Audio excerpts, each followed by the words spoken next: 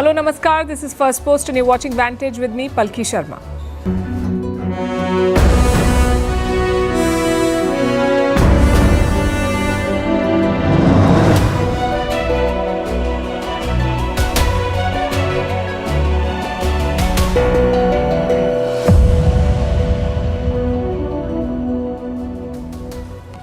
Tonight we begin with the election that the world is talking about. And no, it's not Bihar. It is the mayoral election in New York. An Indian origin Muslim man has won. We'll tell you who he is. Who is Zohran Mamdani? What's the fuss really about? And why is his win being called a setback to Trump? In Russia, Vladimir Putin is making his nuclear gambit with back-to-back weapons tests. What's the message that he's trying to send? In the world of markets, $730 billion just got wiped out. Why are tech stocks bleeding? And why AI is looking up quite literally. They're planning to build data centers in space. Back home, they can't fix pollution in the national capital. Delhi is choking again. In Iran, a protester is reportedly killed for burning a poster of Khamenei. It has triggered mass unrest. Also in focus, why Indian states are increasing direct cash transfers. Does the strategy work? Why Venezuela is asking its citizens to spy on each other. Why Palantir says college is no longer necessary. And why Japan has deployed the military to fight bears. All this and more lined up. The headlines first. Prime Minister Narendra Modi meets the Indian cricket team just days after they won the Cricket World Cup. Prime Minister Modi congratulated the team. He said their victory has brought immense pride to the nation. On Sunday, the Harmanpreet Kaur-led side defeated South Africa in the final to win their first ever World Cup title. Belgium investigates drone sightings which halted flights at several airports. Hundreds of passengers were left stranded. The government held an emergency meeting to discuss the disruptions. Recently, mysterious drone incidents have targeted several European countries. The US government shutdown enters its 36th day. This is the longest one in American history. It surpassed a record set during Donald Trump's first term in 2019. Public services have been brought to a halt. More than 1 million federal workers are either on enforced leave or working without pay. Bangladesh announces cash rewards to surrender weapons looted during last year's uprising. Around 6,000 firearms were stolen from police armories. The unrest toppled Sheikh Hasina's government. Dhaka hopes to collect these weapons ahead of next year's election. And the vice chairman of Tanzania's main opposition party is charged with terrorism. This comes just days after the post-election violence, which reportedly killed hundreds. The president won the 29th October poll, but the opposition says the election was a sham.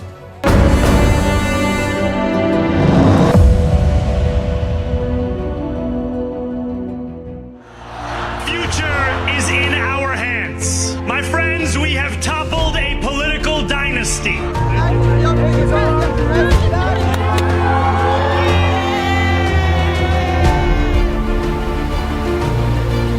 Thank you to the elected officials. Since I know you're watching, I have 4 words for you. Turn the volume up.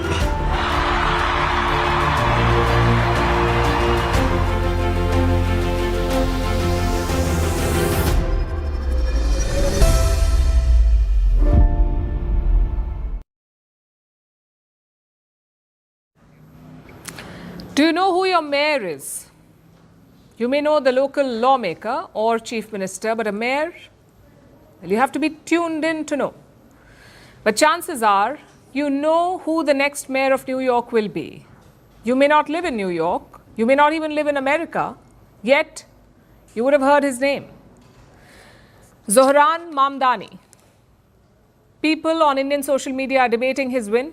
Foreign governments are reacting to it, which makes you wonder what's the fuss all about. Short answer, it's all about the character involved. Let's look at the result first. Mamdani secured 50.4% of the votes in New York. His main challenger was Andrew Cuomo. Cuomo won 41.6% of the votes, and the Republican candidate won 7%. After the victory, Mamdani addressed his supporters. He declared a new era for New York. Plus, he had a message for US President Donald Trump. Tonight, against all odds, we have grasped it. The future is in our hands. My friends, we have toppled a political dynasty. New York, tonight you have delivered a mandate for change, a mandate for a new kind of politics, a mandate for a city we can afford, and a mandate for a government that delivers exactly that. Standing before you, I think of the words of Jawaharlal Nehru. A moment comes but rarely in history when we step out from the old to the new, when an age ends and when the soul of a nation long suppressed finds utterance. Tonight we have stepped out from the old into the new. If anyone can show a nation betrayed by Donald Trump how to defeat him, it is the city that gave rise to him.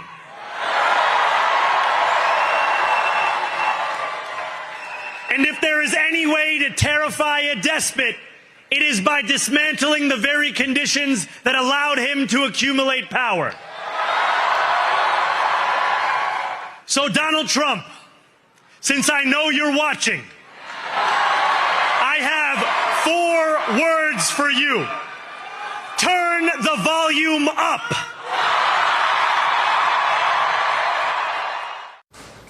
Mamdani supporters were quick to celebrate. Watch parties turned into actual parties. Take a look.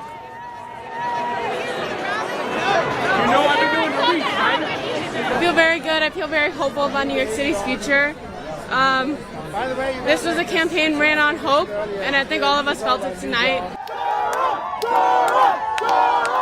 You know, it's really just like, it's so much change. We've had so much status quo for so long. It's just over and over the same kind of thing. It's just a nice breath of fresh air. It feels like a changing of the guard for real this time. Some quick context. Zohran Mamdani was born in Uganda. His parents brought him to the United States at 7 years of age. Some of our Indian audience may know his mother, Meera Nair, the acclaimed director. Before entering politics, Mamdani dabbled in some rap. He worked as a housing councillor. And finally, he became an assemblyman, basically a city-level lawmaker. At 34 years of age, Mamdani was an obscure candidate. No one gave him a chance in the Democratic primary. All bets were on Andrew Cuomo, a Democratic heavyweight and former governor. But then came a social media blitz. Mamdani ran a grassroots-level campaign. He used Gen Z tactics to woo younger voters. And his message? Well, he promised change. He promised free bus rides, cheaper groceries and rent control. Basically, Mamdani positioned himself as anti-establishment, and clearly it worked. But why is the world obsessed with him? Why is this victory so divisive? Well, even US President Donald Trump has weighed in after the results. Look at his cryptic social media post. He said, "And so it begins." That too in all caps. What beginning is President Trump referring to? To understand that, you must look at 3 factors. Number 1, Mamdani is the first Muslim mayor of New York, and the symbolism itself is huge. This is a city that suffered the worst of Islamist terrorism in 2001. That's where Al-Qaeda attacked New York's trade center. More than 20 years later, a Muslim will lead this city. For some people, it's a sign of closure. For others, it reopens old wounds. Secondly, his ideology is controversial in the US. Mamdani calls himself a democratic socialist. And it's exactly what it sounds like. They prefer a democratic political system, but they do not like a free market capitalist economy. Rather, they would like some state control. Hence the term democratic socialism. President Trump has weaponized this characterization. He has called Mamdani a communist. The only way you're going to beat the communists, because you have a communist running, which is fine. I'll have to deal with a communist in New York City. I never thought that was going to happen. This is something I didn't think was going to happen, Scott. You're going to have to explain this one, because we're going to have a communist mayor. You can't ignore the irony here. New York is one of the biggest cities in the world. It has a GDP of $1.8 trillion. It is the poster child of capitalism, yet its new mayor is a democratic socialist. And this has triggered a lot of people. They say rich people will flee New York because of Mamdani's policies. Which brings us to the final factor, his foreign policy positions. Zohran Mamdani is a vocal critic of Israel. He has threatened to arrest Benjamin Netanyahu if he visits New York, the Israeli Prime Minister. Now, technically, this is not Mamdani's turf. Mayors should stay away from foreign policy. But Mamdani says he will arrest the Israeli Prime Minister. He's also come under fire for his radical activism. During the campaign, he appeared to defend a controversial slogan, globalize the Intifada. It's seen as an anti-Zionist slogan. It alludes to promoting violence against Israel. And this tendency is not limited to Israel. Mamdani has targeted India too. He opposed the building of a Ram temple in Ayodhya, and he specifically targeted Prime Minister Narendra Modi. During the campaign, he accused Prime Minister Modi of eradicating Gujarati Muslims. He called the Indian Prime Minister a war criminal. Now, do you see the problem here? Mamdani has a problem staying in his lane. He makes wild claims to satisfy his domestic vote bank and to bill himself as radical and progressive. Despite these controversies, he's won. He began as a long-shot candidate, but now he's being billed as Trump's biggest setback. Again, there are reasons why. Trump himself is from New York. He had tried desperately to blunt Mamdani's chances. He even endorsed his main rival, Andrew Cuomo. But it made no difference. Also, Mamdani was not the only winner yesterday. A number of elections were held across America yesterday, some for mayor, some for governor. It was Trump's first test after his re-election. Almost exactly after a year. And the result? The Democrats swept everything. And Mamdani became the face of that performance. Many feel he could be a template to emulate, young, leftist and well-spoken.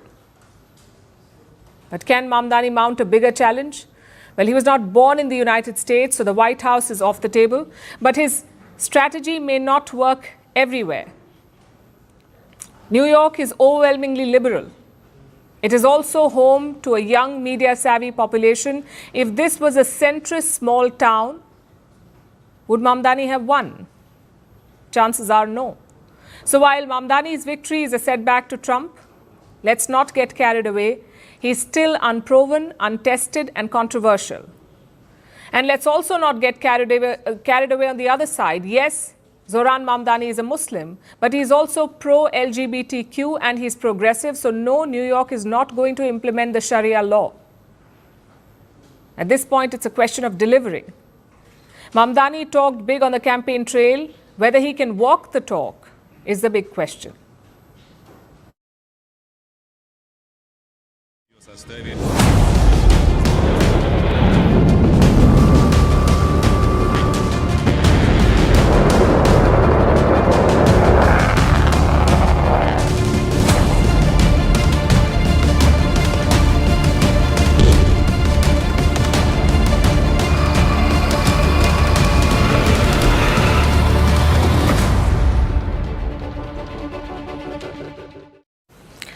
Now let's turn to Russia, where President Vladimir Putin is turning up the heat. He's flexing his military muscle. In the last few days, Russia has unveiled 3 weapons, back to back, like they're on a deadline.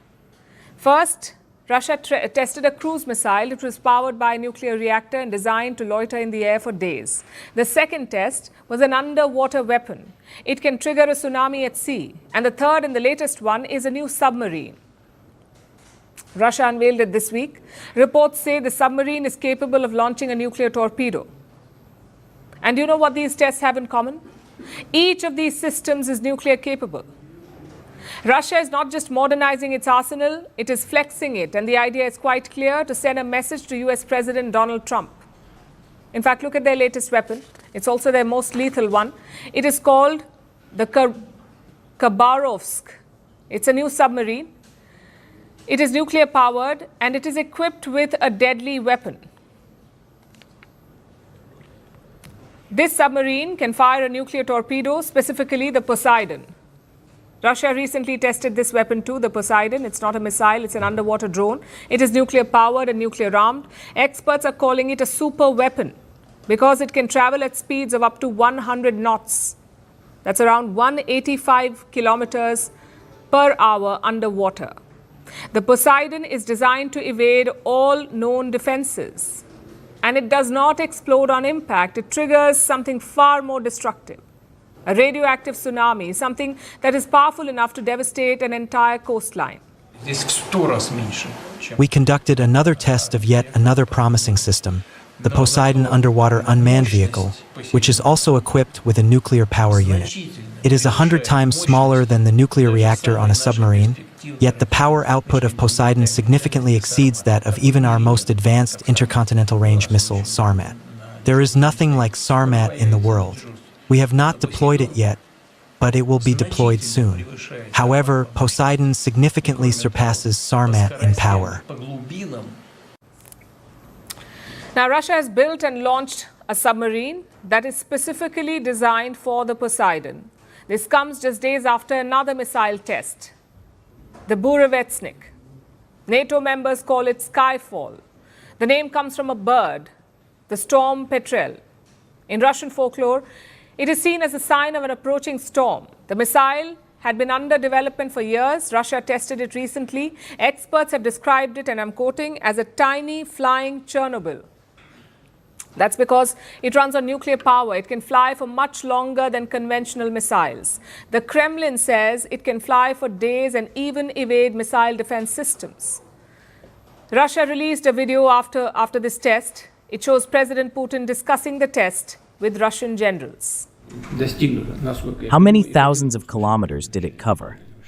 14,000. And how long did it stay airborne? About 15 hours. And that's not the limit. No, it's not. Valery Alexievich, we'll need to determine what this is and what class of weapon this new system belongs to. We need to determine its possible uses and begin preparing the infrastructure for deploying this weapon within our armed forces. Roger that. That message from Putin could have a deeper meaning. Observers say it's not just about the weapons, it's about signaling. Putin is sending a message to the West, specifically to the United States and their President Donald Trump. These tests can be linked to the dialogue on Ukraine and the breakdown of talks between the US and Russia. Remember, Trump and Putin were supposed to meet in Budapest in the first half of October. The meeting was supposed to be held to hash out a peace deal, but the Americans called it off. Apparently, Russia made some tough demands and the US found it unreasonable, so the talks were called off. Now, by conducting these weapons tests, Putin may be trying to push Trump back to the negotiating table, not from a position of weakness, but from a position of strength. Russia is reminding the world that it is a nuclear power and it wants its demands to be taken seriously, not just on Ukraine, but on other issues as well. Hence the back-to-back tests. So far, this plan has not worked. The US has responded sharply to Russia's tests. Trump has made a shocking move. He has ordered his Department of War to start nuclear testing of its own. Trump says other countries are testing nukes, so the US should do the same on a quote-unquote equal basis. Are you talking about literally resuming underground nuclear detonation tests? You'll find out very soon, but we're going to do some testing, yeah. Other countries do it. If they're going to do it, we're going to do it. Okay, you can't clarify whether you'll resume. I'm not going to say yet. I mean, I know exactly what we're doing, where we're doing it, but other countries are doing it, and if other countries do it, we do it.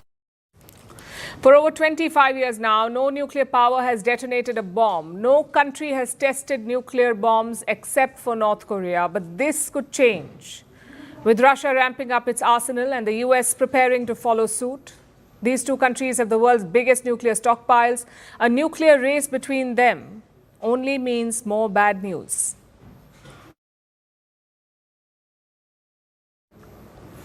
For months, Silicon Valley felt like a casino. The roulette wheel here only landed on green. AI chips, AI models, AI anything. If it had intelligence in the name, the stocks went up. That was how it worked.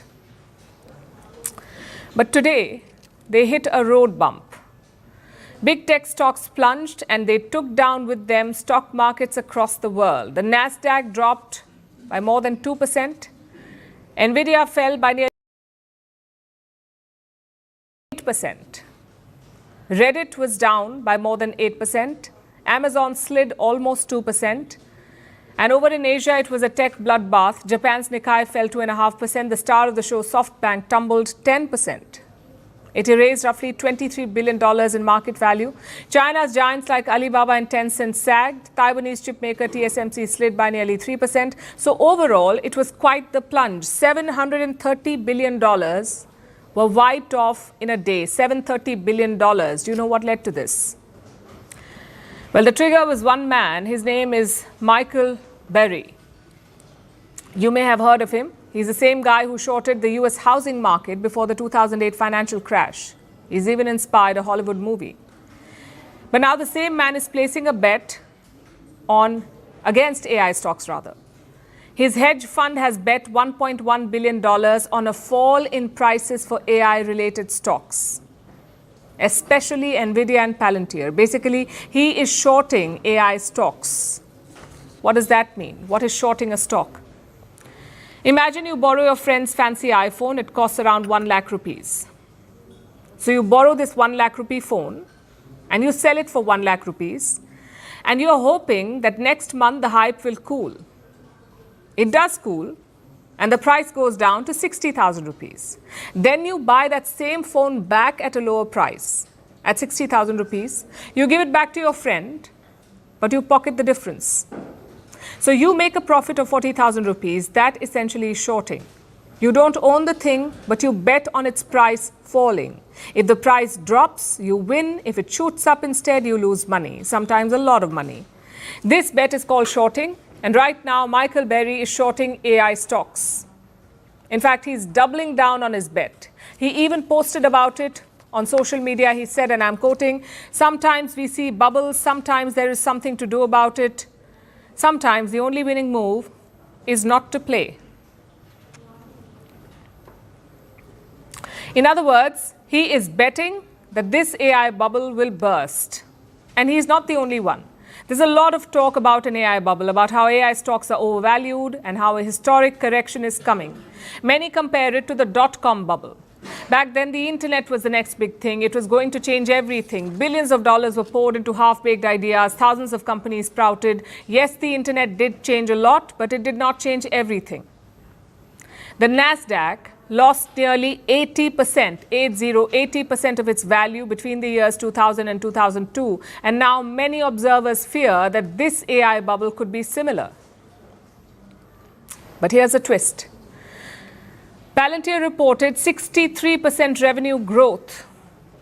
Amazon just announced a $38 billion mega AI deal with OpenAI. Nvidia became the first ever company to hit a $5 trillion valuation. These are real businesses with real profits, which makes the sell-off even more psychological.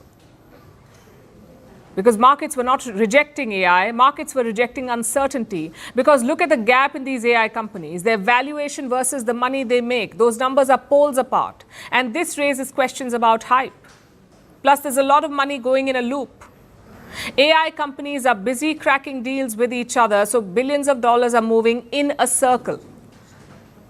So what's the takeaway for you? Well, AI is real, spending is real, profits are real, although for now they're concentrated in a few hands. And valuations, they're starting to feel like they had too many Red Bulls. And no, this is not the end of AI mania, but today's stock numbers were also a reminder. Even when the machines promise to think for us, markets still run on human emotion. So the AI revolution is still on, but the blind optimism may be running its course.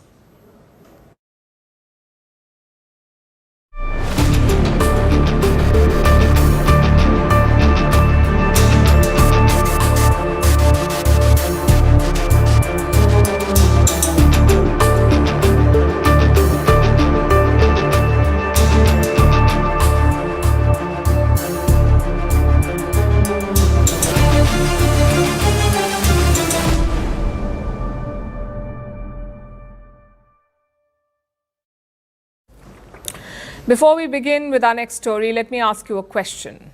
Where do you think your data lives? All your messages, your videos, your searches, most people think it's somewhere in the cloud. But in reality, it is stored in physical buildings filled with rows and rows of computers. These buildings are called data centers, and they're the heart of our digital world. Every time you ask AI a question or stream a video or send a message, these machines do the work. They store, they process, and they move information across the world. But there's a catch. These facilities consume enormous amounts of power. They need millions of liters of water to stay cool. In 2023, they used up to 1.5% of all global electricity. And the AI boom is making it worse. Training AI systems takes thousands of powerful chips which run non-stop for days. And it will get worse in the years ahead.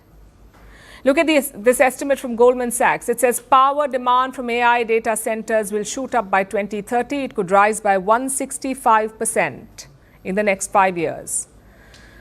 And where does this power come from? Mostly fossil fuels. So tech companies are scrambling for solutions. Google, Microsoft, Amazon, they're all investing in solar and wind farms to power their networks. Some are even exploring small nuclear reactors. But land is limited, water is running out, and the planet can only give so much. So big tech companies are looking up, quite literally. They're looking into space. Instead of building data centers on Earth, they want to build them above it. Google has a plan. It is called Project Suncatcher. The idea is simple.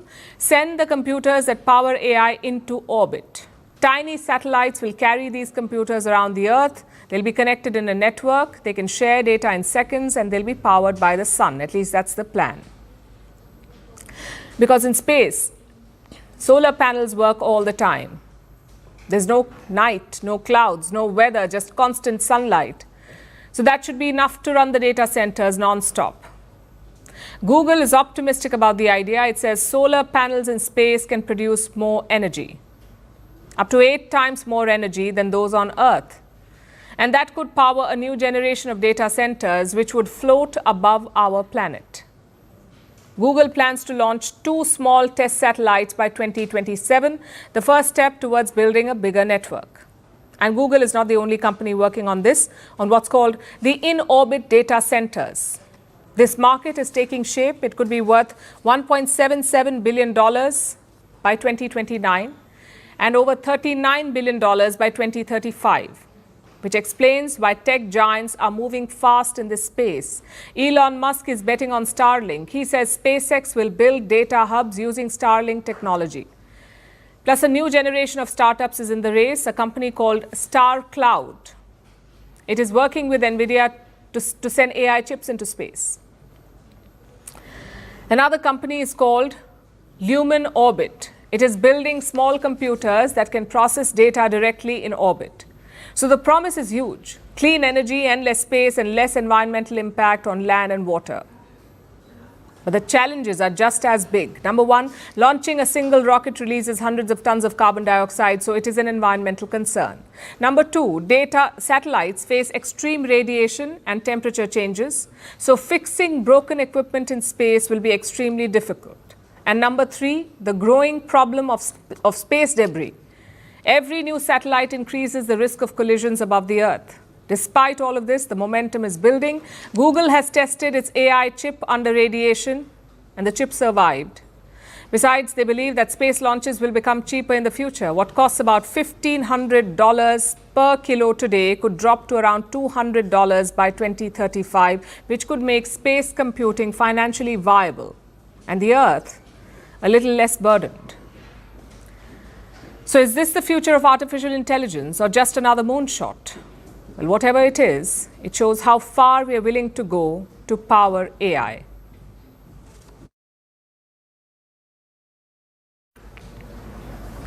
Our next story is from Iran, which is witnessing mass protests. The trigger was a sudden death. A 27-year-old man died. His name was Omid Sarlak. He was found shot dead in his car. Just one day before that, he'd posted a video. He was burning a poster of Iran's supreme leader, Ayatollah Ali Khamenei, and he was urging young Iranians to rise against the regime. He posted that video on social media. It went viral, and one day later, he was found dead. Authorities say it was suicide, but his family and friends are not convinced. They started a protest. Many others have joined since. On the internet in Iran, Omid's face is everywhere. His video has become a rallying cry for young Iranians. Our next report has more. A young man is dead in Iran. This is Omid Salak. He was 27 years old. Omid was found dead in a car on the 23rd of October. The vehicle was parked near Takhti Stadium in Ali-Gudaz, a small town in Iran's Lorestan province. There was a bullet wound to his head. A gun was found beside him. Police say it was suicide, but many aren't buying that explanation. Because just a day earlier, Omid posted a video online, and that video is now at the center of this story. It shows Omid burning a portrait of Iran's supreme leader, Ayatollah Ali Khamenei, and making a direct appeal to Iranians. He wrote, "How long should we endure humiliation, poverty, and being ridden over? This is the moment to show yourself, young people. These clerics are nothing but a stream for Iran's youth to cross." The clip spread quickly on social media, and so did news of his death. The very next day, he was gone. Authorities say there's no foul play, but many Iranians remain unconvinced. They point to the message in his video and the speed with which he was found dead. Omid was buried in Ali-Gudaz on the 25th of October. Hundreds of people came to the funeral. It wasn't a quiet burial. Crowds began chanting slogans against the government. They shouted, "Death to Khamenei!" Salak's father was filmed at the cemetery. Videos online show his father crying at the grave. Reports say he was heard shouting, and I quote, "They killed my champion." Later that day, Iranian state TV aired a short interview. It featured Omid's father. In the clip, he asked people not to believe the rumors on social media. But critics say the statement appeared scripted and may have been recorded under pressure. Elsewhere in the town, images of Iran's leaders were burned in protest. Just like in Omid's final video, his name has become a symbol online. His image is being widely shared. So far, the authorities have not publicly commented beyond calling it a suicide. There is no official mention of an investigation or autopsy report in the local coverage. But the public anger is real and growing. This isn't the first time a protester or activist has died under mysterious circumstances in Iran. Iran has a long record of disputed deaths. Many have involved government critics and protesters when activists are found dead. Authorities call it suicide, but families often disagree. In many cases, the cause of death remains unclear, and questions go unanswered. In Iran, burning the supreme leader's image is not just protest, it's a punishable offense. Insulting the supreme leader is a criminal charge. It can lead to long prison terms and harsh sentences.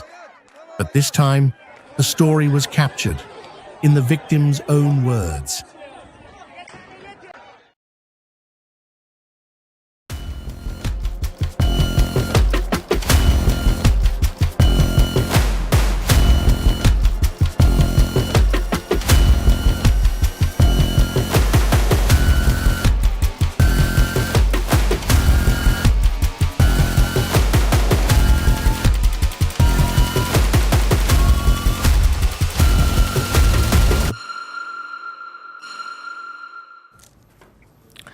Delhi is not in a relationship with clean air. It's in a situationship. It's complicated, it's toxic, and everyone knows it's bad, but the city just can't seem to leave. Every year, like clockwork, the same routine plays out. The air gets chillier and a touch more poisonous. The city slips on a vintage sepia Instagram filter. There's no sunshine, a mysterious grey haze settles in, WhatsApp forwards turn into AQI leaderboards, coughing becomes a competitive sport. And forget gold. Air purifiers are the new gifting category. Thankfully, we live in the age of quick commerce. At least you can have fresh air in 10 minutes or less. Schools are shut, flights are diverted, doctors advise people to leave the city. Hundreds of families become clean air refugees. They move to the hills or to beach towns, all in an attempt to breathe easier. There's political outrage. Politicians bicker amongst themselves. Citizens say they are done. And just like that, the weather changes, the air cleans up, and the city moves on. Until next year, when the headlines scream about AQI again. Now, we all know what creates this crisis. It's a mix of many factors. Vehicular emissions, stubble burning in neighboring states, firecrackers during festivals, construction dust, industrial fumes, low wind speeds, trapping pollutants, and geography plays the villain too. You see, Delhi sits in a bowl-shaped Indo-Gangetic plain. This is a natural pollution trap. Winters create a temperature inversion. Warm air above, cold air below, that locks toxins near the ground. It's the perfect storm, and one that returns every year. But what is the city doing about it? Every year we play the same game. Committees meet, towers are installed, anti-smog guns are rolled out. Crackdown orders are issued, and yet nothing truly changes. Reactive policy has become a ritual. No matter who is in power, politicians point fingers at each other. There's absolutely no accountability. Because amnesia is a Delhi speciality. Do you know what it costs us? In 2023, 1 in 7 deaths in Delhi was linked to air pollution. 1 in 7 people. Around 17,000 people died due to bad air. And children suffer more. They breathe more per body weight. Their lungs absorb more poison. So there are rising cases of asthma, eye irritation, strain on the heart, and long-term neurological impacts. Also, air pollution is not just dirty air, it's economic loss. Billions are lost every year in healthcare and lost productivity. The United Nations calls clean air a universal human right. Yet in Delhi, clean air feels like membership to a club, accessible through money, geography, or luck. And it's not like there's no solution. Other cities have done it. Beijing has done it. So has Cairo. Even Indian cities outside the Indo-Gangetic belt have seen gains, but never Delhi. We wait for some divine intervention every year, for the wind, for the rain, for the universe to deliver what policy never does. Because let's be honest, we've stopped expecting solutions, because this is the biggest political whodunit of our times. Delhi blames other states, politicians blame other politicians, farmers blame policy, and everyone blames the weather, as if nature is running some secret anti-Delhi campaign. Press conferences are held, reports are published with very serious cover pages. News channels run the same graphics since 2017, and then breaking news, nothing changes. Meanwhile, thousands of people die, children breathe poison, and families pack up for cleaner air like they're escaping a war zone. But why fix anything? Why build real policy when you can just build new excuses? Why take responsibility?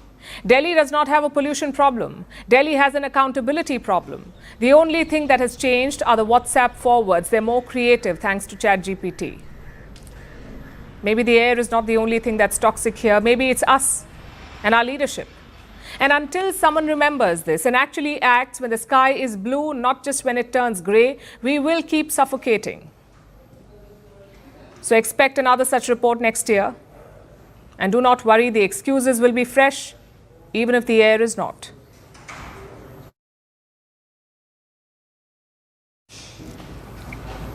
Staying with India, there's a new election trend in our country promising cash to voters, specifically women voters. We are not talking about buying votes, we are talking about cash transfers, basically direct welfare payments to women.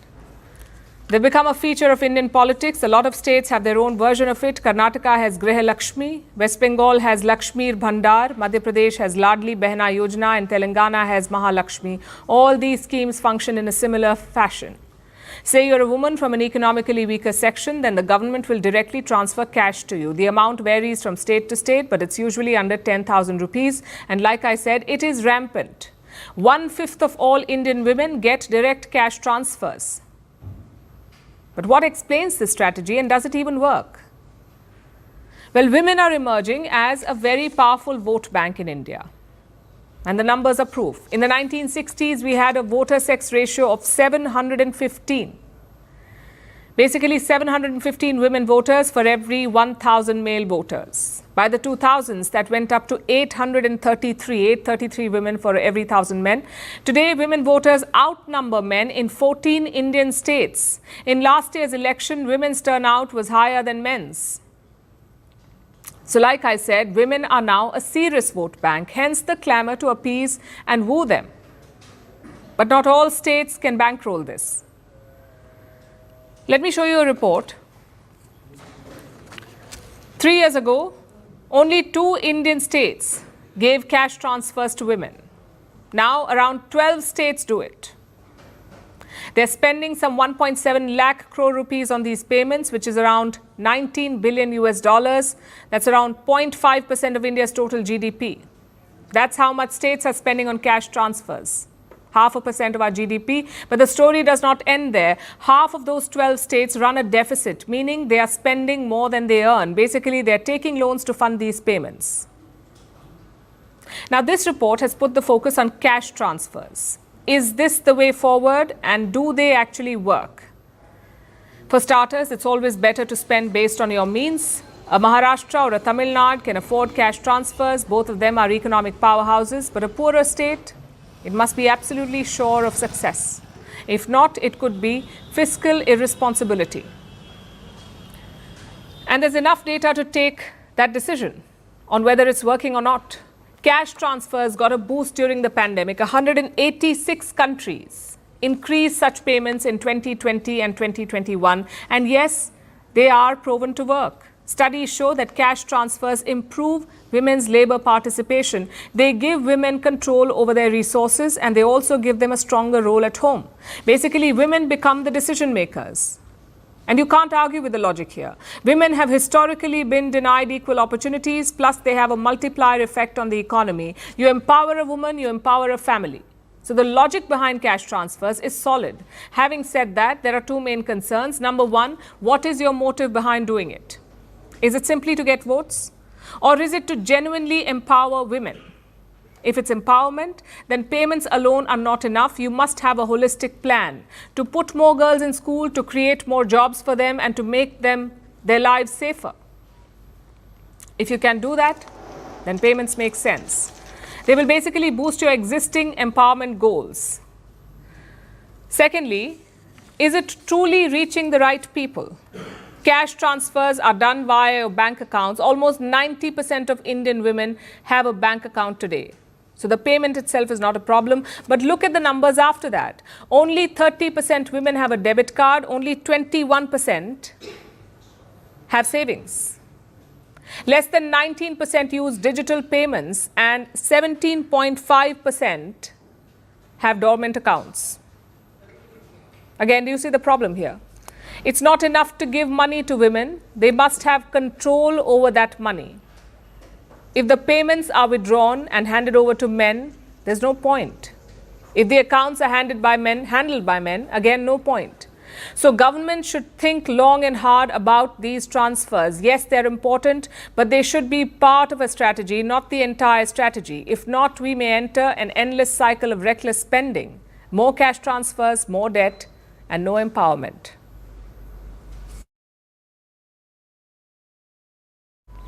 Our next story is from Venezuela, where tensions with the United States are rising. American warships and fighter jets are in action. They've struck Venezuelan boats. Washington says it is targeting narco-terrorists, but Caracas has called it a show of force.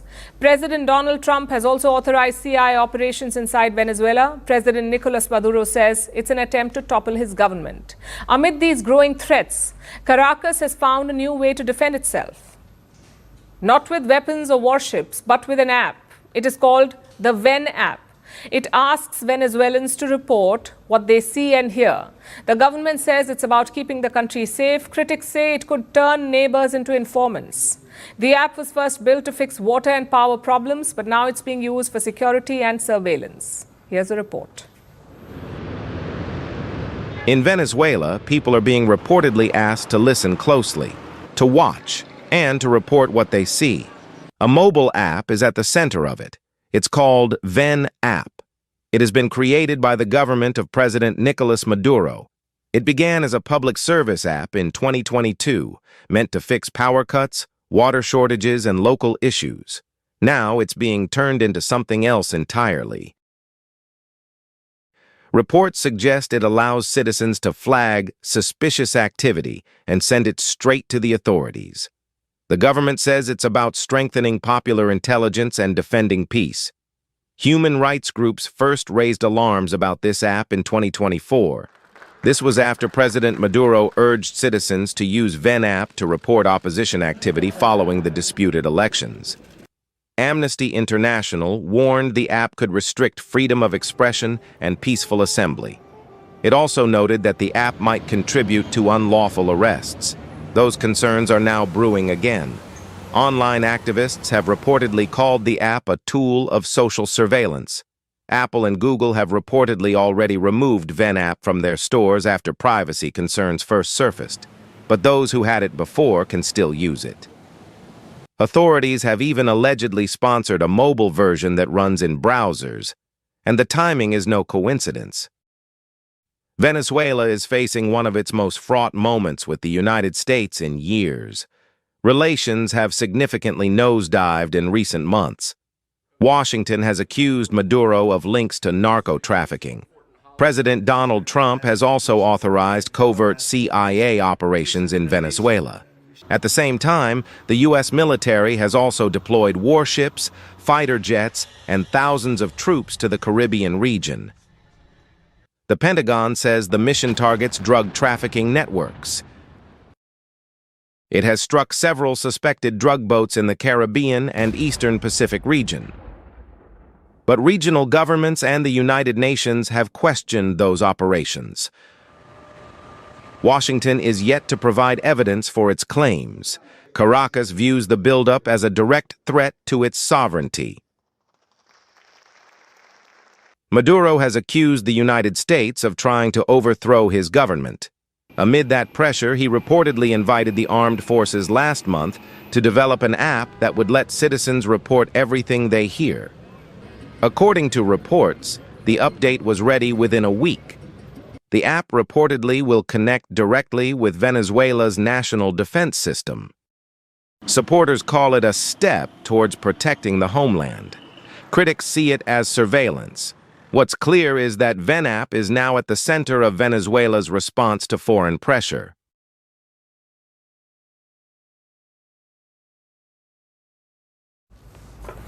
Is college really necessary? One company says no. I'm talking about Palantir. You may have heard about it. It is a data analytics company. It specializes in software platforms for data. Palantir is a major defense contractor for the US and other intelligence agencies. It is one of the most overvalued AI stocks, and it has now introduced a radical program, the Meritocracy Fellowship. It was introduced by Palantir CEO Alex Karp. He thinks American universities are not good enough, that they no longer train students well, so Palantir is taking things in its own hands. Any high school graduate can apply for this fellowship. 22 of them will be selected. Once they are chosen, they will join for a 4-month-long program. The first few weeks will be seminars. Each week will have a different theme. Themes will go from history to politics. They will then join live projects. They will travel across the country. They will work with Palantir's many teams. The company has not said that all 22 of them will get job offers finally, but if someone does well, Palantir will hire them. They don't need a college degree. They can just start working from the next day. And this is not the only company doing this. A lot of tech companies have similar projects. Many roles in Google do not require degrees. IBM runs apprenticeship and training programs. Elon Musk once said college is for fun, not learning. Netflix focuses on problem-solving skills and cultural fit. Penguin Random House also offers non-degree based career opportunities. And the philosophy here is not anti-education. It's a simple premise, really. If you can do the job, who cares where you learned it? Now we get why this trend feels seductive. Tuition costs sound like military budgets these days. Students may be fluent in theory, but they often lack in everyday skills. Employers keep asking about real-world experience. In the field of technology, it's even more crucial. AI is evolving weekly. Startups are sprouting in garages. You can technically learn coding on YouTube. So for many, life is moving fast, but college is slow. That does not mean that college is a dinosaur, though, at least not yet. It still matters for a variety of fields like medicine, law, engineering, academia, any field that requires years of training. Plus, college quietly gives you a lot. It gives you lifelong networks, friends, mentors, even annoying WhatsApp alumni groups. It allows you to learn soft skills, aka how to deal with people who aren't you. It is meant to nurture critical thinking. I know it doesn't happen often, but it's still something that college allows. It's also a structured time to grow. Earning money right out of high school sounds great. But is it really a necessity for everyone? Also, data has not changed as quickly as discourse. College graduates still earn 25 to 90% more over a lifetime. They face lower unemployment. They have stronger social mobility. So is college necessary? The honest answer is it depends on who you are, on what you want, and how you learn. Yes, the Palantirs of the world will want to disrupt tradition. Yes, the internet can teach you things a textbook never will. But let's not pretend that every 18-year-old is ready to choose between Shakespeare, machine learning, or a paycheck. For some, college is a launch pad. For others, it's a layover. And for a few, it might actually be a detour. We are entering a world where there is no one path to success. There are many roads, many experiments, and a lot of noise. If you're confused, that is okay. So is everyone else, including those tech billionaires.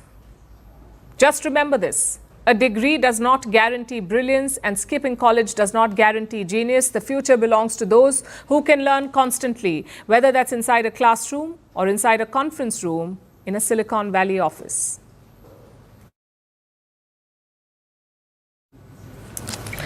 Our next story takes you to Japan, a country that usually makes headlines for technology and culture, but it's now making headlines for something terrifying. Not a typhoon or an earthquake, but wild bears. They're roaming the streets of Japanese towns. They're breaking into people's homes, and they're attacking people in broad daylight. Since April this year, at least 12 people have been killed. That's the highest number of bear-related deaths Japan has ever seen. The situation has become so serious that Japan has now deployed its military. Soldiers are now patrolling with shields and bear spray. They're trying to restore calm in towns gripped by fear. So how did one of the world's safest countries end up at war with wild animals? Here's a report. Japan is facing a new kind of emergency. Not an earthquake, not a typhoon, but bears. They are entering homes. They are attacking shoppers. Since April, more than 100 people have been attacked. 12 people have been killed.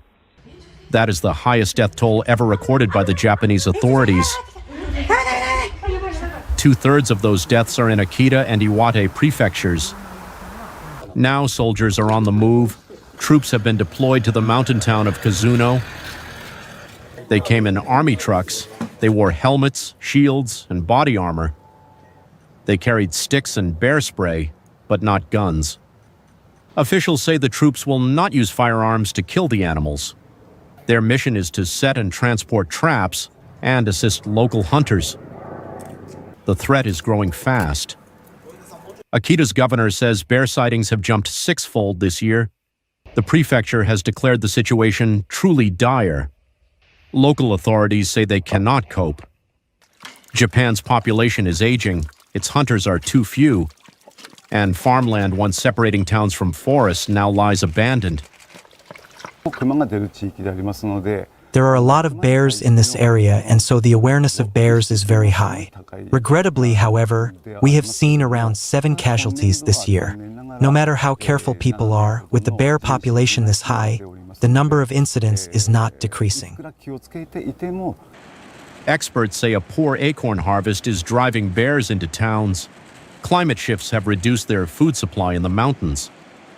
Warmer winters are disrupting hibernation. And rural depopulation is erasing the boundary between people and bears. The result? Hungry, disoriented animals moving through neighborhoods. The new Prime Minister Sanai Takaichi has made this a national priority. Her cabinet is drafting a policy package. Plans include recruiting more licensed hunters and allowing them to respond faster in urban areas. The government says Japan cannot afford to delay bear countermeasures. In recent weeks, bears have stormed a supermarket and injured 2 men. They attacked a tourist waiting at a bus stop near a UNESCO World Heritage Site. A worker at a hot spring resort was mauled to death, and schools have shut after bears were seen wandering near playgrounds. Japanese black bears can weigh up to 130 kilograms. Brown bears on Hokkaido reach 400 kilograms. They can outrun a human easily. Besides, it is not the first time Japan has deployed troops for wildlife control. The military once provided aerial surveillance for deer hunts a decade ago. They also helped cull sea lions in the 1960s to protect fisheries. For now, soldiers will stay in Akita through November. They will help contain Japan's worst wave of bear attacks in history.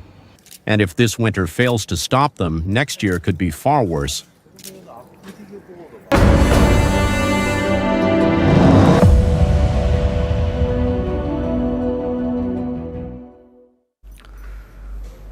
Zohran Mamdani's victory has pushed people onto the internet. A lot of his critics are worried about the same thing, the Sharia law. They fear that Mamdani will impose Islamic law on New York. So what did they do? They went online to read up about Sharia law. Just one problem though. Instead of Sharia law, most people search for Shakira law. We are not making this up. Go to Google, search for Shakira law. Google will automatically divert you to Sharia law. Take a look at this.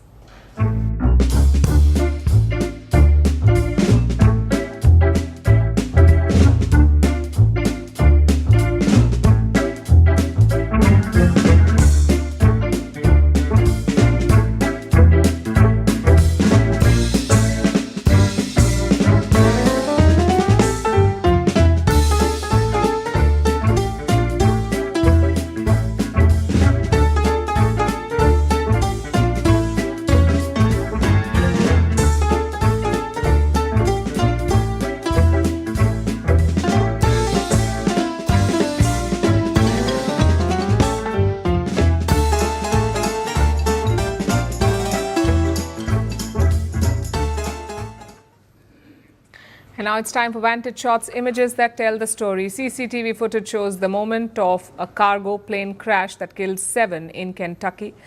The largest supermoon of 2025 rises over the Bondi Beach in Australia, and crowds marvel at King Tutankhamun's treasures in Egypt's Grand Museum. Finally, we're taking you back in history. On this day in 1940, Franklin D. Roosevelt was elected for an unprecedented 3rd term as U.S. president. He's the only U.S. president to serve more than 2 terms. In fact, Roosevelt ended up serving for 4 terms. His unprecedented tenure led to the ratification of the 22nd Amendment, which capped presidential terms at 2. We're leaving you on that. Thank you for watching. We'll see you tomorrow.